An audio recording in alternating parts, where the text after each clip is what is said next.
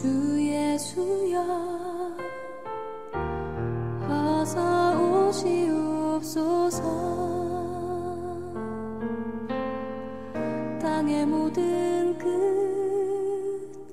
모든 족속 주를 찬송하게 하소서.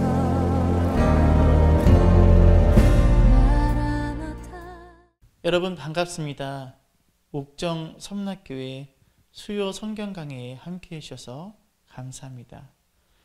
오늘은 요한계시록 강해 15번째 시간으로 13장을 강의하겠습니다. 13장의 앞부분은 간략히 정리하고 16절 이하의 666을 중심으로 강의하고자 합니다. 지난주에 살펴본 요한계시록 12장은 붉은 용이 하나님의 계명을 지키며 예수의 증거를 가진 자들과 싸우기 위해서 바다 모래 위에 서 있는 장면으로 끝이 났었습니다. 용이 여자에게 분노하여 돌아가서 그 여자의 남은 자손 곧 하나님의 계명을 지키며 예수의 증거를 가진 자들과 더불어 싸우려고 바다 모래 위에 섰더라. 요한계시록 13장은 바로 그 바다에서 한 짐승이 올라오면서 시작됩니다. 1절입니다. 내가 보니 바다에서 한 짐승이 나오는데 뿔이 어리요 머리가 7이라. 그 뿔에는 10 왕관이 있고 그 머리들에는 신성모독하는 이름들이 있더라. 그리고 11절에서는 또 다른 짐승이 땅에서 올라옵니다. 내가 보매 또 다른 짐승이 땅에서 올라오니 어린 양같이 2 뿔이 있고 용처럼 말을 하더라. 이렇게 바다에서 올라오는 짐승과 땅에서 올라오는 짐승, 이 두 짐승은 각각 적그리스도와 거짓 선지자를 의미하는데 용의 명령과 영광을 따라 움직이는 이 붉은 용의 하수인이라고 이해하시면 됩니다. 이 두 짐승이 교회 공동체와 성도를 공격하는 내용이 13장의 내용입니다. 1절을 다시 읽어보겠습니다. 내가 보니 바다에서 한 짐승이 나오는데 뿔이 10이요 머리가 7이라. 그 뿔에는 10 왕관이 있고 그 머리들에는 신성모독하는 이름들이 있더라. 한 짐승이 바다에서 올라옵니다. 왜 바다일까요? 해도 이 바다의 지도가 없던 고대인들에게 이 바다는 두려움과 공포의 대상이었습니다. 이러한 배경으로 인해 성경에서는 이 바다가 악이 출몰하는 장소로 종종 사용되었습니다. 이렇게 바다에서 올라온 짐승은 다니엘서 7장에 나오는 4 짐승의 특징을 모두 갖고 있습니다. 중요한 것은 이 짐승이 용에게서 권세를 위임받았다는 것입니다. 2절입니다. 내가 본 짐승은 표범과 비슷하고 그 발은 곰의 발 같고 그 입은 사자의 입 같은데 용이 자기의 능력과 보좌와 큰 권세를 그에게 주었더라.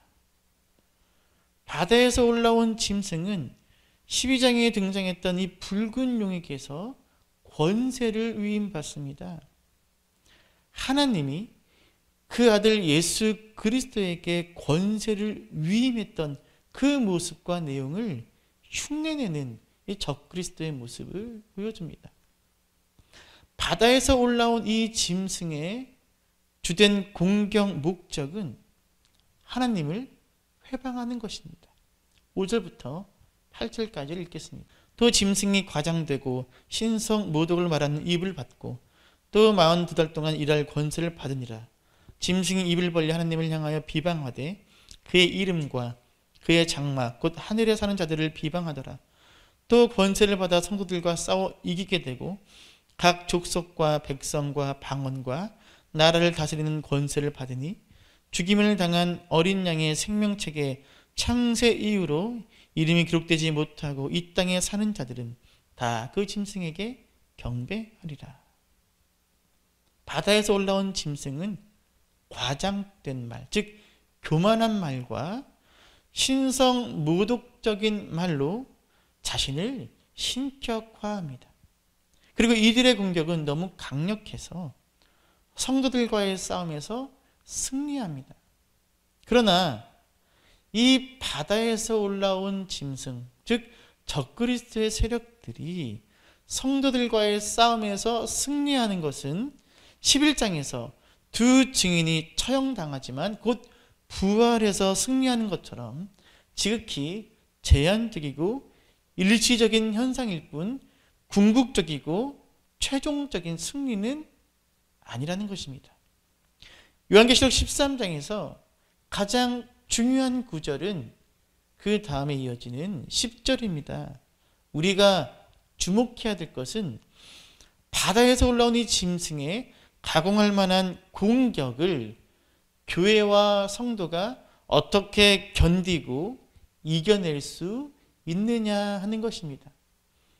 짐승의 공격을 견뎌내고 이겨낼 수 있는 방법은 바로 인내와 믿음입니다. 10절입니다. 사로잡힐 자는 사로잡혀 갈 것이요 칼에 죽을 자는 마땅히 칼에 죽을 것이니 성도들의 인내와 믿음이 여기 있느니라.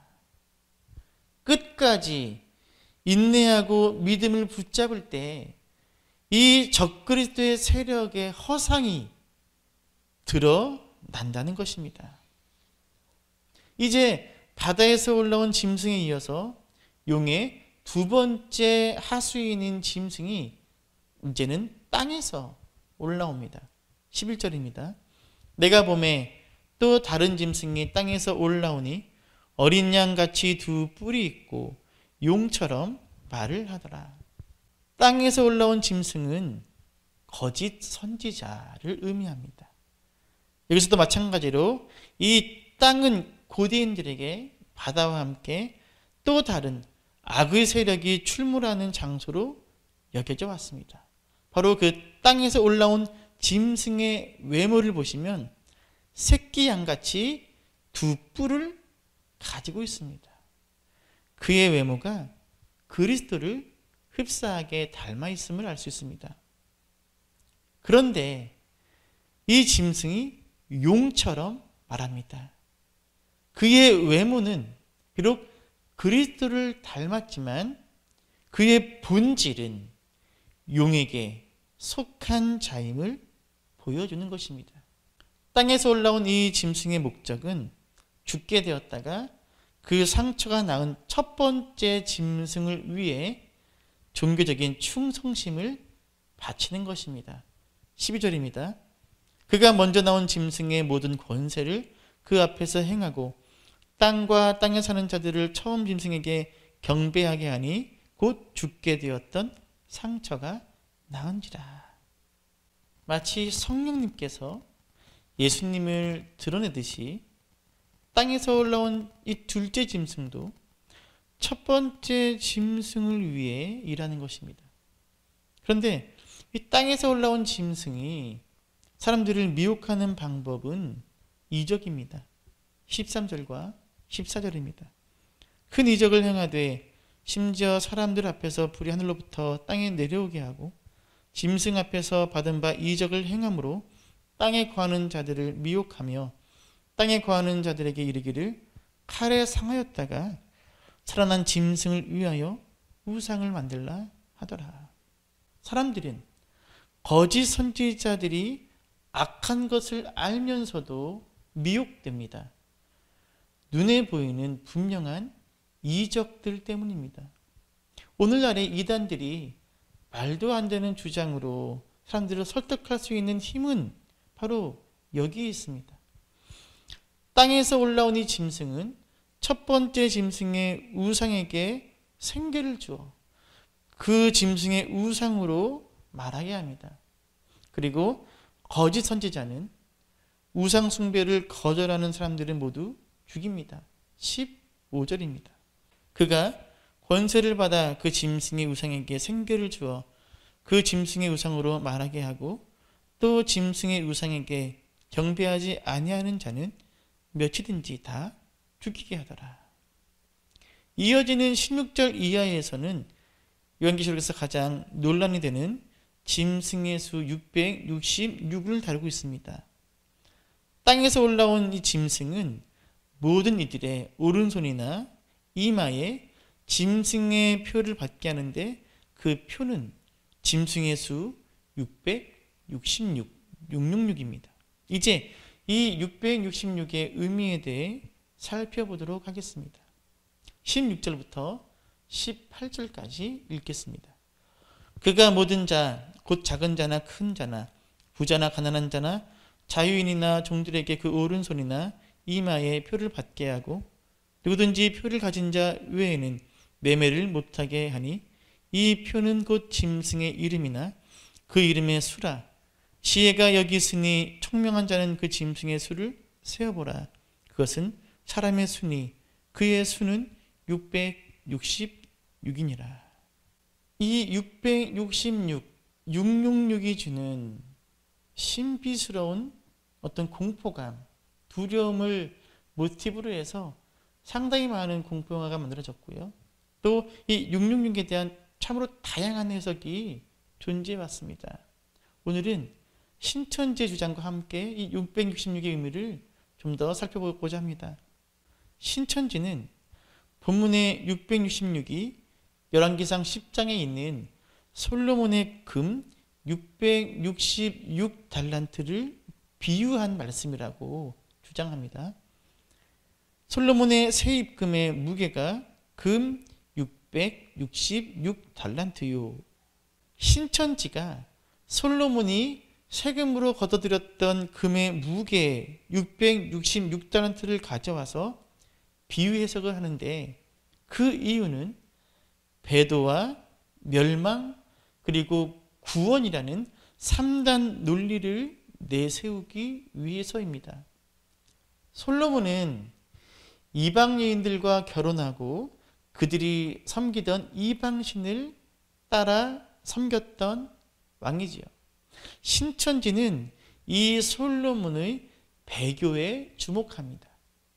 솔로몬은 신천지의 관점에서 보자면 배교자, 거짓 목자입니다. 그리고 666은 거짓 목자, 배교자 솔로몬을 상징합니다. 그래서 요한계시록 13장에 등장하는 666은 오늘날의 거짓 목자들 혹은 거짓 교리를 가르치는 자들을 의미하는데 그들이 바로 한기총이나 기성교단을 의미한다고 주장합니다. 한기총이나 기성교단을 따르는 길은 배도와 멸망의 길이라는 것입니다. 그리고 신천지의 이만희는 약속의 목자, 이긴 자, 보혜사이기 때문에 이만희를 따르면 구원받는다는 것이죠.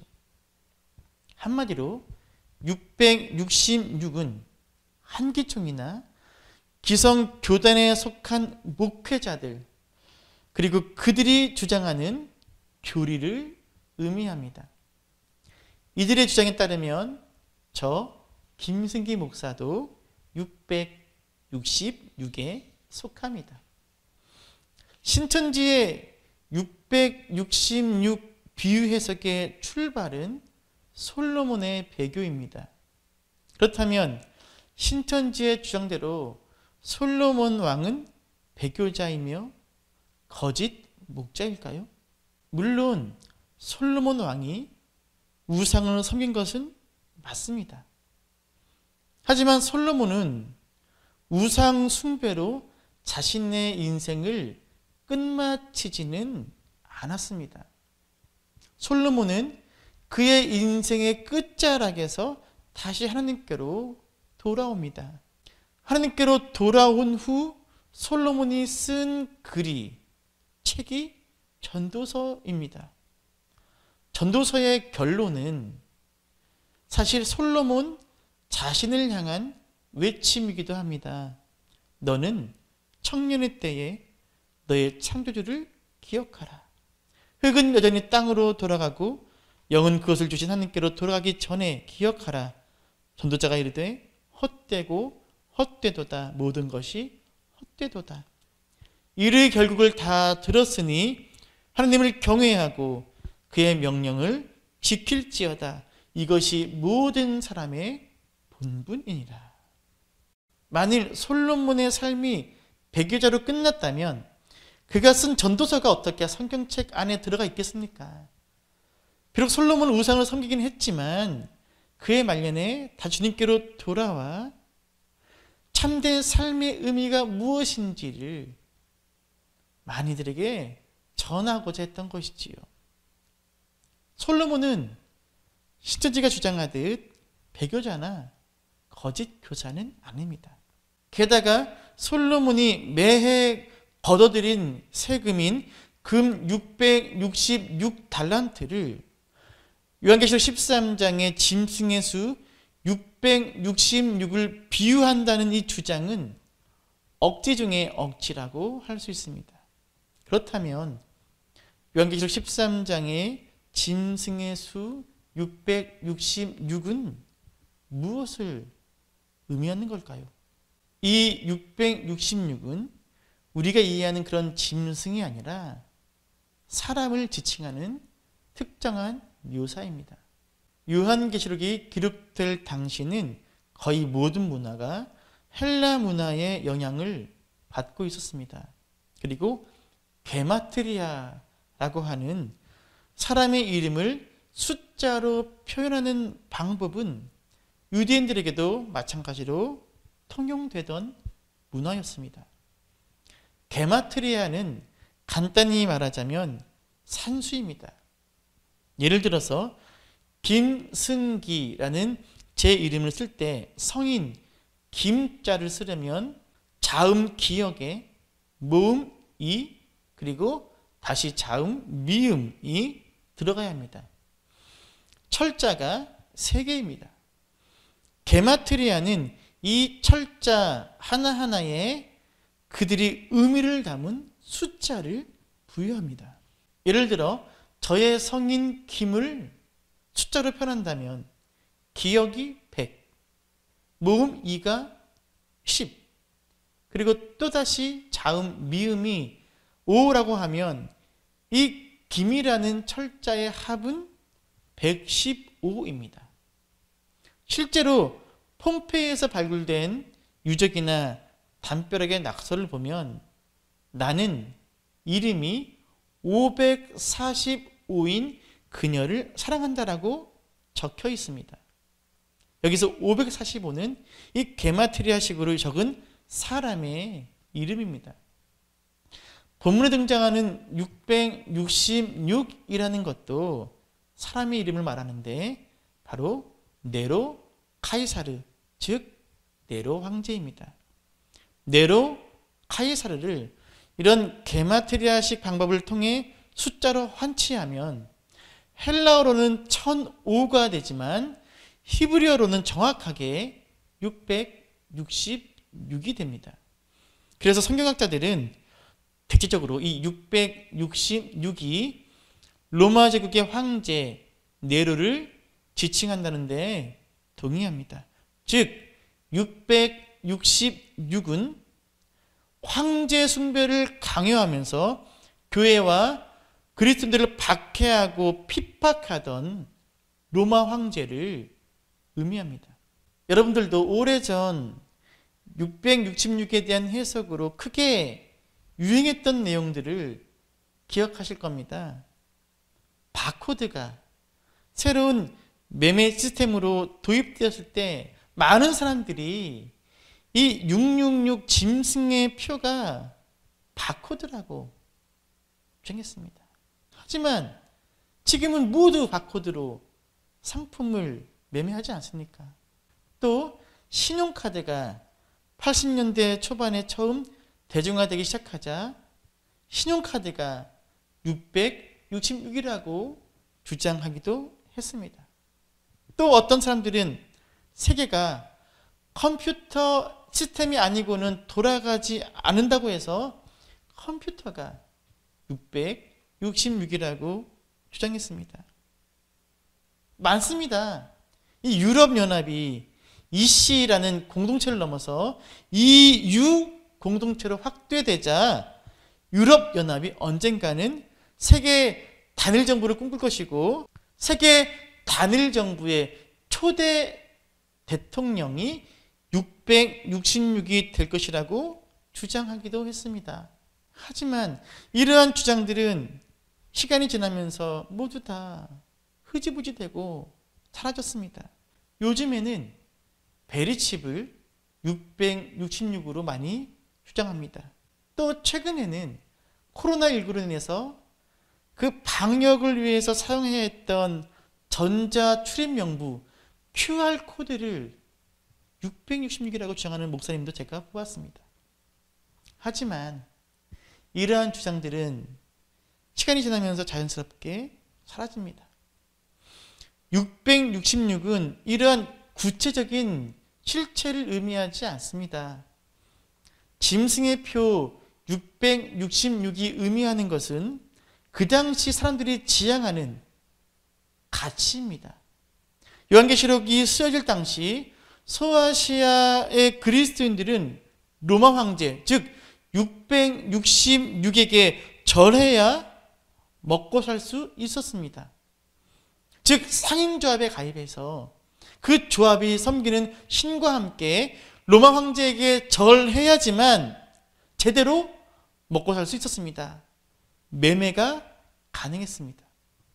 그러므로 오늘날 666의 표를 받는다는 것은 실제로 우리가 손이나 이마에 어떤 표를 받거나 무슨 베리칩을 씌운다는 그런 의미가 아니라 나의 행복과 나의 안녕을 위해서 세상의 가치와 세상의 질서에 엎드려 절하는, 순응하며 순복하며 사는 것을 의미합니다.